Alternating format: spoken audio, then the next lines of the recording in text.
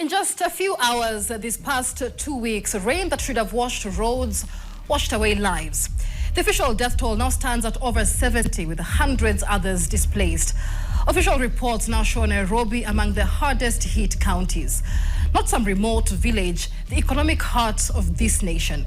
But today, we're not just talking rain, we're talking about governance, about what happens when promises drown before the people do. The Kenya Met Department says rains this season are driven by a strong equatorial trough, intensifying moisture over Kenya and triggering above normal rainfall across central and western regions, including Nairobi.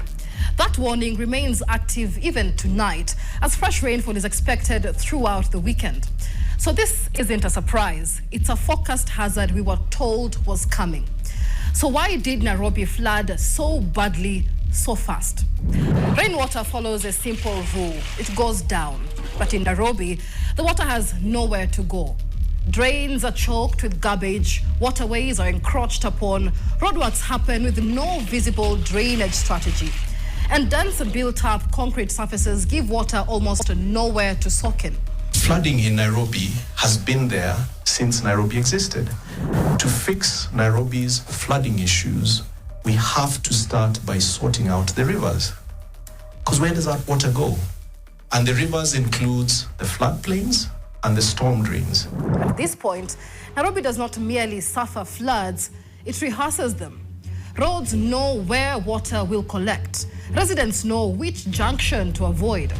Even matatu drivers know which underpass becomes a river first. The only thing that still sounds surprised is official communication. And with more rain forecast this weekend, Nairobi is once again waiting to see whether lessons were learned or merely repeated. You will not sort out Nairobi using quick fixes. In the first 100 days, what we're going to do, number one, is to implement the Urban Areas and Cities Act. We'll set up the governance structure that will deliver to Nairobians. The man speaking was then a gubernatorial candidate, now Nairobi Governor Johnson Sakaja. He took office in August 2022. The first flood test came almost immediately by October 2022, barely weeks after taking office. Heavy short rains exposed the city's drainage weaknesses. Since then, Nairobi has seen repeated flooding during nearly every major rain cycle. The El Niño rain season of 2023, the devastating long rains of 2024, flooded roads again in 2025. And on March 6th, 2026, when flash floods ravaged the city and killed dozens of people, the governor did not make a visible public appearance for nearly 48 hours. Sometimes when I myself appear, when there's a rescue, the focus shifts. I'm not a firefighter. That may be administratively defensible, but in moments of disaster, absence of elected leaders becomes part of public conversation, whether leaders intend it or not. And so the Green Army, you'll find them unclogging every day. But that's why I keep saying, I don't want to say it's your fault as a citizen. Also tell you what you can do. If you're engaging this unlicensed person or this CBO, you're contributing to the garbage in Nairobi. Now that is the governor just recently asking residents to own part of the problem. Fair enough.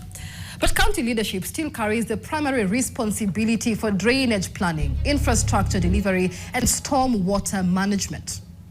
But Sakaja's strongest defense is technical. The city was built on a swamp. 100-year problem solved in 3 years. How does that work? And perhaps that is true. A city may inherit old drains, but it does not inherit permanent exemption from showing progress. The issue is no longer whether the problem is old, it is whether progress is visible. What exactly has changed in the 3 years of Nairobi's current administration? County budget documents show substantial allocations towards infrastructure and drainage, although allocations do not always translate immediately into completed works on the ground. According to Nairobi County's 2023-2024 budget, 2.6 billion shillings was allocated to infrastructure, covering roads, bridges, street lighting, and stormwater drainage. According to the 2024-2025 program-based budget, that allocation rose to 2.9 billion shillings under mobility and works. So here is the audit question. Why are drains still choked? How much of that allocation has translated into visible drainage improvement in flood-prone areas? Hapa ni pale before ufike Bunyala. Why are the same bridges and underpasses turned into death traps every rainy season? Here is the governor in a past interview with NTV. It used to flood here on Ojijo Road, Kipande Road. Yep. Always. It's not flooding anymore. Why? There was a 1.2 meter drain coming from Kipande Road, Ojijo Road, draining it was 0.6 meter. And we added a 0.6 meter. And many such interventions are what we're doing to just deal with the capacity of our drains to handle increased rainfall. Okay. In February 2026, the county also entered a new cooperation deal with the national government. The agreement includes 8.7 billion shillings for roads, bridges and drainage, and another 1 billion shillings specifically for drainage improvement, which means that flood control is no longer just a county promise, it is now a joint public commitment.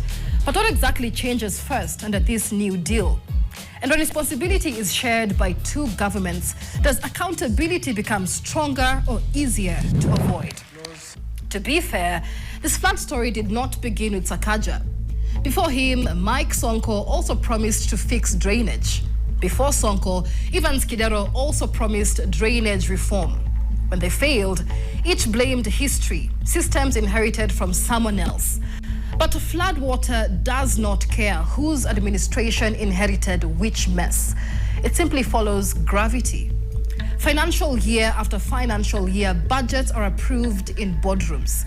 And every rainy season, gravity performs the same audit, and Nairobi keeps failing the same test. When the Nairobi City Master Plan was done in 1948, they clearly delineated floodplains and riparian zones.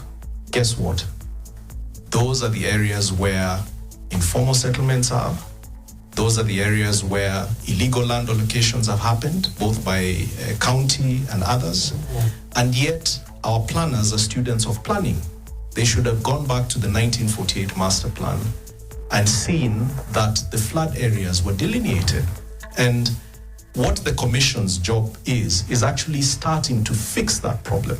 In countries with serious accountability, when cities flood year after year, heads roll, contracts are cancelled, officials are fired, and taxpayers see real impact. In Nairobi, we hear sound bites, we see press statements, and we get condolence messages over and over again. We convey our sincere condolences to the affected families. I extend our heartfelt condolences to the families who lost loved ones. Poleni sana kwa wale watu walikuwa wanaishi hapa, manyumba yao imeharibika, imebebwa na maji. If a city floods once, it may be bad weather. If it floods repeatedly in the same places after forecasts, budgets, warnings, and promises, accountability inevitably becomes part of the public question. And while rain may be seasonal, public accountability must not also be seasonal.